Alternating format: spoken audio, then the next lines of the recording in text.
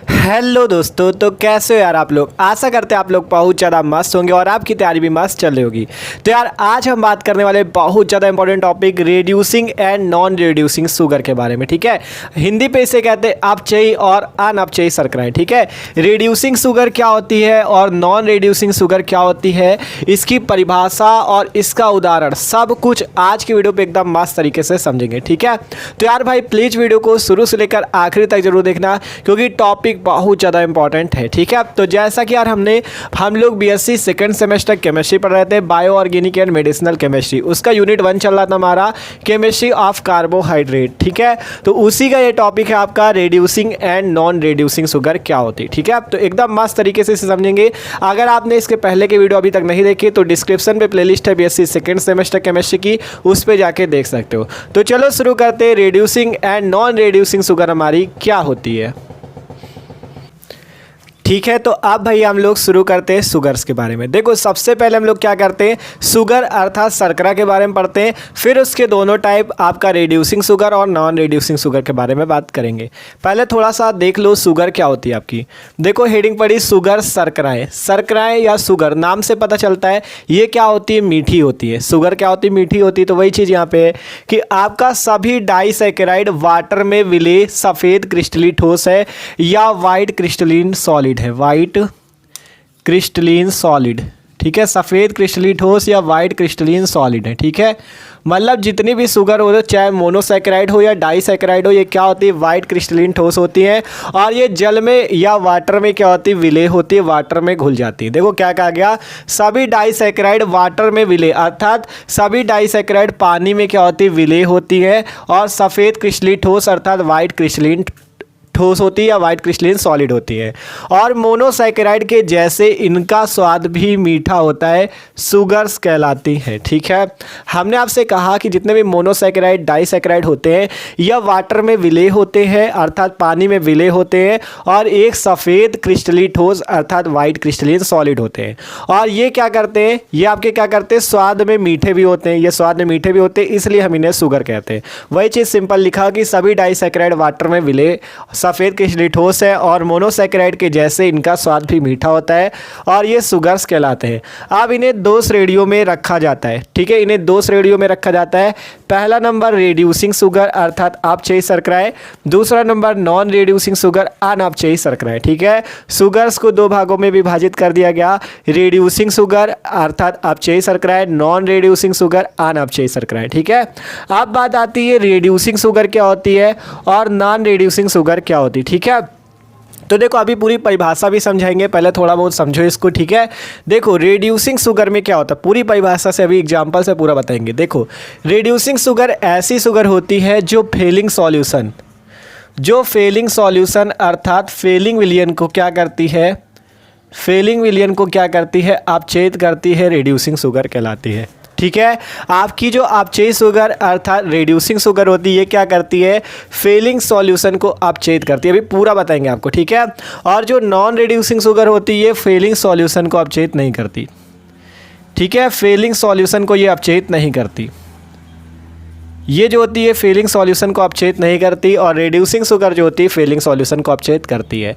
अब बात आती है जो देखो अपचयी शर्करा आपसे कहा जो फेलिंग सॉल्यूशन को अपचयित करें, और फेलिंग सॉल्यूशन को कौन अपचयित करता है, जिसमें CHO ग्रुप होता है, जिस पे क्या होता है, CHO ग्रुप होता है। ठीक है, जिस पे क्या होता है, CHO ग्रुप, जैसे कि आपका ग्लूकोज होता है। ठीक है, ग्लूकोज होता है और आपका लैक्टोज होता है, उस पर भी CHO ग्रुप। तो जिस पे CHO ग्रुप होता है वो आपका क्या करता है, फेलिंग सॉल्यूशन को अपचयित करता है और वही अपचयी शर्कराएं होती हैं। और अनअपचयी शर्कराएं वे होती है जो फेलिंग सॉल्यूशन को अपचयित नहीं करती, जैसे सुक्रोज। ठीक है, तो देखो ये चीज़ें अभी आपको कम समझ में आ रही होंगी, अभी पूरा परिभाषा से पूरा एग्जाम्पल से आपको अच्छे से समझाएंगे। ठीक है, पहले ये तो आप समझ गए कि शुगर क्या होती है, इसके दोनों टाइप रिड्यूसिंग और नॉन रिड्यूसिंग। तो इसका स्क्रीनशॉट ले लो। आप चलते हैं, सबसे पहले हेडिंग लगाते हैं रिड्यूसिंग शुगर, फिर उसे समझते हैं। ठीक है, तो आप सबसे पहले भैया हम लोग बात करते हैं रेड्यूसिंग शुगर अपचयी शर्कराएं क्या होती हैं। ठीक है, तो देख सकते हो हेडिंग लगी रेड्यूसिंग शुगर। हमने यहाँ पे लिखा ऐसी शुगर जो फेलिंग सॉल्यूशन को अपचयित करती हैं रेड्यूसिंग शुगर कहलाती है। ऐसी शुगर जो फेलिंग सॉल्यूशन अर्थात फेलिंग विलयन को क्या करती हैं, अपचयित करती हैं, ऐसी शुगर क्या कहलाती है, रेड्यूसिंग शुगर। और ये कैसे पता चलेगा आपको कि वो फेलिंग सॉल्यूशन को अपचयित करती हैं। अब मान लो इस टाइप से आपको दिया जाए, आपसे पूछा जाए बताओ ये रेड्यूसिंग है कि नॉन रेड्यूसिंग है, तो आप कैसे पहचानोगे। हमने तो परिभाषा पे बताया कि ऐसी शुगर जो फेलिंग सॉल्यूशन को अपचयित करे। अब आप कैसे जानोगे कि ये फेलिंग सॉल्यूशन को अपचयित करती है या नहीं करती, तो आप कैसे जानोगे, देखो अगर फेलिंग सॉल्यूशन को अपचयित करती है तो उस पर CHO ग्रुप जरूर उपस्थित होगा। ठीक है, अगर उस पर CHO ग्रुप उपस्थित है तो वो फेलिंग सॉल्यूशन को अपचयित करेगी। ठीक है, और अगर CHO ग्रुप उपस्थित नहीं है तो उसमें हेमी एसिटल फॉर्म होनी चाहिए, तो भी वो क्या करेगी, आपका क्या करेगी, फेलिंग सॉल्यूशन को अपचयित करेगी अर्थात फेलिंग विलयन को अपचयित करेगी। और वो कैसी शुगर होगी, रेड्यूसिंग शुगर होगी। देखो क्या कहना चाह रहे हैं हम आपसे, ध्यान से समझो। हमने सबसे पहले कहा रेड्यूसिंग शुगर ऐसी शुगर होती है जो फेलिंग विलयन को क्या करती, अपचयित करती। अब बात आती है आप कैसे पहचानोगे कि कौन आपका फेलिंग विलयन को अपचयित करेगा, कौन नहीं करेगा। तो उसको पहचानने के लिए अगर उस पर CHO ग्रुप उपस्थित है तो वो आपका फेलिंग विलयन को अपचयित करेगा। और अगर CHO ग्रुप मान लो नहीं उपस्थित, आपको जैसे इस टाइप से स्ट्रक्चर पे दे दिया जाए, देख सकते हो ये हावर्त संरचना है किसकी, ग्लूकोज की, ये अल्फा डी ग्लूकोज की हावर्त संरचना है। अगर ऐसे दिया जाए तो आप देख सकते हो इसमें कहीं भी आपको CHO ग्रुप नहीं दिखेगा। तब आप कैसे पहचानोगे, तब आप हेमी एसिटल फॉर्म ढूंढोगे। अगर हेमी एसिटल फॉर्म इस रिंग पे है तो ये आपका रेड्यूसिंग शुगर है।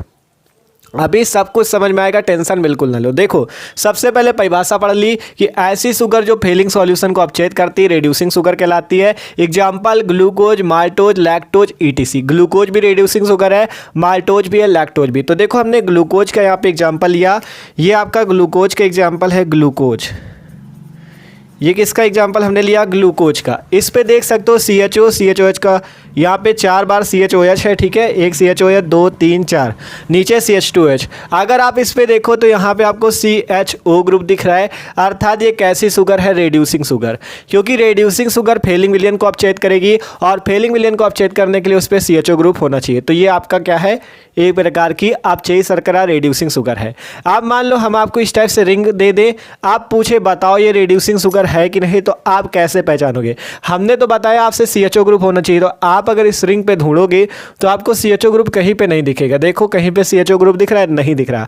तब आप क्या ढूंढोगे, हेमी एसिटल फॉर्म ढूंढोगे। तब क्या ढूंढोगे, हेमी एसिटल फॉर्म ढूंढोगे। अब बात आती है हेमी एसिटल फॉर्म क्या होती है। देखो हेमी एसिटल फॉर्म ऐसी होगा जिसपे क्या होगा, मान लो कोई कार्बन है, ठीक है, कोई कार्बन है तो उससे क्या क्या जुड़ा होना चाहिए। अगर उस पर आपका ईथर है, ठीक है, उस पर ईथर जुड़ा हुआ है कोई, और उस पर मान लो OH ग्रुप जुड़ा है और हाइड्रोजन जुड़ा है, ये 3 चीज़ें अगर जुड़ी हैं तो वो आपका हेमी एसिटल फॉर्म होगी। ठीक है, क्या कह रहे हैं, मान लो कोई कार्बन है, उस कार्बन से ईथर जुड़ा है, OH जुड़ा है और H जुड़ा है, तो वो हेमी एसिटल होगा। ठीक है, अभी कम समझ में आ रहा होगा, ध्यान से देखो। आप जैसे ईथर जानते हो क्या होता है, पहले ईथर समझो। ईथर ये होता है आपका ROR-, ये आपका ईथर होता है।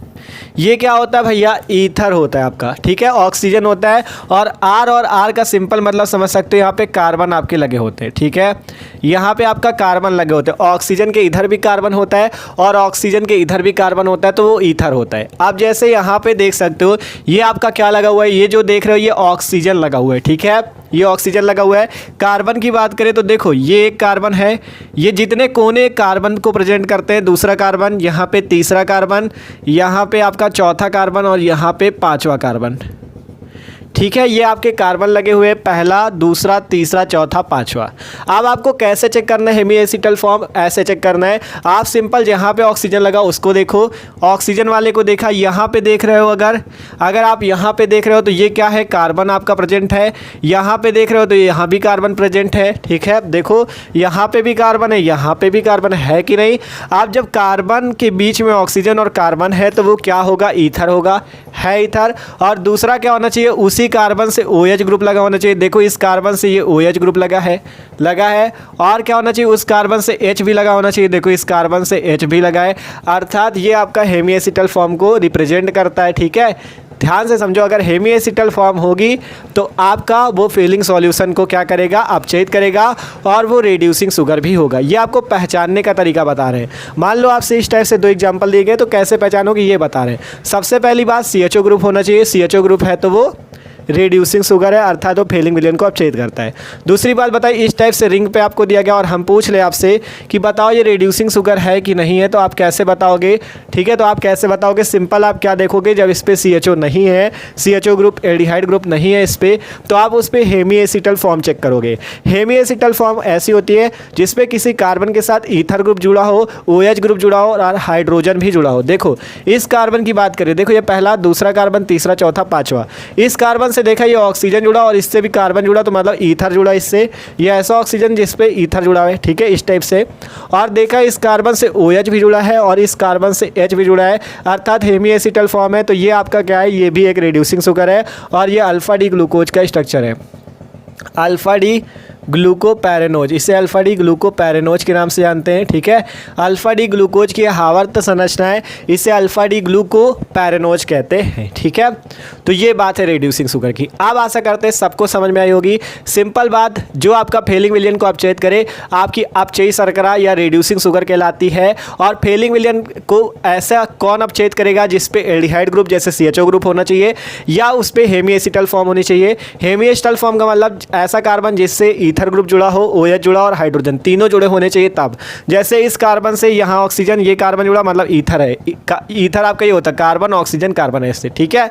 तो आपका ये ईथर है। फिर देखा इसी कार्बन से हाइड्रोजन भी जुड़ा तो ये भी आपका ईथर है, OH भी जुड़ा अर्थात ये भी ईथर है, ठीक है। तो ये चीज़ें सिंपल आपको समझनी थी, आपने समझ चुके हो आप लोग रिड्यूसिंग शुगर। आप चेक शर्करा को एग्जाम्पल देख सकते हो, ये ग्लूकोज का दे सकते हो, इसी टाइप से माल्टोज होता है, माल्टोज के एग्जाम्पल दे सकते हो, लैक्टोज का भी दे सकते हो। ये सब आपकी रिड्यूसिंग शुगर के अंतर्गत आती है। तो आशा करते हैं रिड्यूसिंग शुगर सबको समझ में आ चुकी है। तो आप क्या करना, इसका स्क्रीनशॉट ले लेना। आप चलते हैं नॉन रिड्यूसिंग की तरफ, तो आपको उस पर भी समझा देंगे कि कैसे आपका नॉन रिड्यूसिंग वही होगी जो फीलिंग विलियन को अपचयित नहीं करेगी, और उस पर भी आपको समझा देंगे कैसे वो एल्डिहाइड ग्रुप उस पर नहीं होता और हेमी एसिटल फॉर्म भी नहीं होती, तभी तो फीलिंग विलियन को अपचयित नहीं करेगी। तो सब कुछ समझाएंगे, तो इसका स्क्रीनशॉट ले लो, ठीक है। आप चलते हैं नॉन रिड्यूसिंग शुगर की ओर, ठीक है। तो अब भाई हम लोग बात करते हैं नॉन रिड्यूसिंग शुगर अनअपचयी शर्कराएं क्या होती। तो देखो सिंपल सी बात है, यहाँ पे ऐसी शुगर जो फीलिंग सॉल्यूशन को अपचयित नहीं करती नॉन रिड्यूसिंग शुगर कहलाती हैं। ऐसी शुगर जो फीलिंग सॉल्यूशन को अपचयित नहीं करती नॉन रिड्यूसिंग शुगर कहलाती है। और फीलिंग सॉल्यूशन को अपचयित करने की कुछ शर्तें थी कि वो क्या करे, CHO ग्रुप होना चाहिए, और दूसरी बात बताई थी हेमी एसिटल फॉर्म होना चाहिए। अगर ये दोनों है तो वो क्या करेगी, फीलिंग सॉल्यूशन को अपचयित करेगी, और ये दोनों नहीं है तो वो फीलिंग सॉल्यूशन को अपचयित नहीं करेगी। तो देखो एग्जाम्पल इसका है सुक्रोज, ठीक है। एग्जाम्पल कौन सा है, सुक्रोज। सुक्रोज एक प्रकार की अनअपचयी शर्करा या नॉन रिड्यूसिंग शुगर है, ठीक है। देखो यहाँ पे हमने सुक्रोज की स्ट्रक्चर बना रखी है, इसको देखो समझाने के लिए आपको बनाया है कि आपको कैसे समझना है, ठीक है। और इन स्ट्रक्चर को बनाना हमने आपको पिछले वीडियो पे सिखाया हुआ है, जिसमें सुक्रोज की पूरी स्ट्रक्चर आप कैसे बना सकते हो वो सब बताया है, ठीक है। तो डिस्क्रिप्शन में प्लेलिस्ट है, उस पर जाके वीडियो देख लो। तो सिंपल ये जो है ये सुक्रोज की आपकी स्ट्रक्चर है, और ये भी सुक्रोज की स्ट्रक्चर है, लेकिन ये हावर्त संरचना है। ये सुक्रोज की हावर्त स्ट्रक्चर है, ठीक है। ये सुक्रोज की कैसी स्ट्रक्चर है, हावर्त स्ट्रक्चर है। और ये आपकी ओपन स्ट्रक्चर कह सकते हो इसे, ठीक है। ये जो साइक्लिक स्ट्रक्चर बनी ये है, और ये हावर्त संरचना है। तो देखो ये जो आपकी संरचना है, हमने आपसे कहा था अगर फीलिंग सॉल्यूशन को अपचयित करेगा तो रिड्यूसिंग शुगर होगा, और फीलिंग सॉल्यूशन अपचयित करने के लिए CHO ग्रुप होना चाहिए। तो इस संरचना पे अगर आपको कहीं भी CHO ग्रुप दिख रहा हो तो बताओ, कहीं भी देखोगे इस संरचना, ये पूरी इतनी संरचना है, ये यहाँ से यहाँ तक, ठीक है। ये इतनी संरचना है, तो इतनी संरचना पे आपको कहीं भी CHO ग्रुप अर्थात एल्डिहाइड ग्रुप नहीं दिखेगा। इस कारण से ये कौन सी शर्करा होगी, अनअपचयी शर्करा, नॉन रिड्यूसिंग शुगर होगी। कौन सी शुगर होगी भैया, नॉन रिड्यूसिंग शुगर होगी, ठीक है। आपसे हमने क्या कहा, अगर एल्डिहाइड ग्रुप हो अर्थात CHO ग्रुप हो और हेमी एसिटल फॉर्म हो तो रिड्यूसिंग शुगर होगी, नहीं होगी अगर हेमी एसिटल फॉर्म और CHO ग्रुप नहीं है तो नॉन रिड्यूसिंग। जैसे इस पे देखा सुक्रोज पे, इस पे कहीं भी CHO ग्रुप उपस्थित नहीं अर्थात ये नॉन रिड्यूसिंग है। इसकी हावर्त संरचना पे भी देख लो, देखो आपको कहीं भी हेमी एसिटल फॉर्म नहीं दिखेगी। हेमी एसिटल फॉर्म का मतलब था उस पर ईथर होना चाहिए, उस पर OH होना चाहिए और H होना चाहिए, एक ही कार्बन से सब जुड़े होने चाहिए। ठीक है, तो जहाँ जहाँ पे ऑक्सीजन, यहाँ पे आप चेक कर लो, देखो ये एक ऑक्सीजन है, इस पे देखा ये कार्बन और इसका ये कार्बन, देखो इस ऑक्सीजन से, ध्यान से देखना, इस ऑक्सीजन से एक कार्बन ये जुड़ा है, एक कार्बन ये जुड़ा है। ध्यान से देखो, इस ऑक्सीजन से हमने कहा था ईथर तब होगा जब इस टाइप से जुड़ा होगा, तो यहाँ पे ऑक्सीजन से ये कार्बन और ये कार्बन तो जुड़ा है। हाँ, एक बात तो सेटिस्फाई कि ईथर है इस पे, लेकिन इस कार्बन से क्या क्या जुड़ा होना चाहिए, H जुड़ा होना चाहिए और OH। तो इस कार्बन से H तो जुड़ा है लेकिन OH नहीं जुड़ा, इससे केवल O जुड़ा है। तो ये वाला कार्बन तो आपका हेमी एसिटल नहीं दिखा रहा। इस पे चेक कर लो, इस वाले पे ये कार्बन होगा, ठीक है, इसका कौन सा, ये वाला होगा। इस पे देखोगे तो यहाँ पे आपका ऑक्सीजन तो है, ठीक है, यहाँ देखो ये वाला आपका चेक करना है ना, तो इस पे देखोगे अगर, तो इस पे ये ऑक्सीजन है और यहाँ पर वाला भी कार्बन है, ठीक है, लेकिन इस कार्बन से आपका क्या जुड़ा हुआ है, CH2OH। आपका जुड़ा क्या होना चाहिए, OH और H। ठीक है, मतलब एक ही कार्बन से ईथर भी जुड़ा हो, OH भी जुड़ा हो, H भी जुड़ा हो, तो वो फॉर्म हेमी एसिटल फॉर्म कहलाएगी। इस पे ऐसा कोई भी आपका कार्बन नहीं, देखो इस वाले पे, इस ऑक्सीजन के लिए चेक किया तो ये कार्बन देखो और ये कार्बन देखो, इन दोनों के बीच में लगा है, तो ईथर तो है, लेकिन इस कार्बन पे केवल H जुड़ा है, OH नहीं जुड़ा, अर्थात ये हेमी एसिटल नहीं दिखाएगा। इस पे चेक करना है तो इस पे भी चेक कर लो, देखो इस कार्बन से ये ऑक्सीजन, ये कार्बन, तो यहाँ पे ईथर तो है, लेकिन इस कार्बन से OH और H तो नहीं जुड़ा, तो ये भी नहीं होगा। ठीक है, तो इस टाइप से आपको चेक करना है। अब जब आपका हेमी एसिटल फॉर्म भी नहीं दिखाएगा तो ये कौन सी शुगर होगा, नॉन रिड्यूसिंग शुगर। तो देखो यही चीज़ आपको समझाने का प्रयास कर रहे हैं। रिड्यूसिंग शुगर ऐसी शुगर होगी जो फेलिंग सॉल्यूशन को अपचेत करेगी, और फेलिंग सॉल्यूशन को अपचेत करने के लिए उस पर CHO ग्रुप और हेमी एसिटल फॉर्म होना चाहिए। CHO ग्रुप तो आसानी से देख लोगे, हेमी एसिटल फॉर्म के लिए एक ही कार्बन से ईथर जुड़ा होना चाहिए, OH जुड़ा होना चाहिए और हाइड्रोजन जुड़ा होना चाहिए, तब आपका हेमी एसिटल फॉर्म होगा। तो इस टाइप का आपका सुक्रोज क्या है, नॉन रिड्यूसिंग शुगर है। इनकी संरचना इसलिए बता दी कि आप इससे समझ सको, ठीक है, और केवल ऐसे ही एग्जाम्पल दे सकते हो, संरचना बना दो तो ज़्यादा अच्छा है, ना बनाओ तब भी कोई दिक्कत नहीं। ठीक है, तो ये बात थी भैया reducing and non reducing sugar की। आशा करते सबको समझ में होगा। समझ में आओ तो यार वीडियो को लाइक कर लो, और चैनल पे ना हो तो सब्सक्राइब कर लो। कमेंट करके जरूर बताना वीडियो कैसा लगा। ठीक है, तो okay, thanks for watching this video.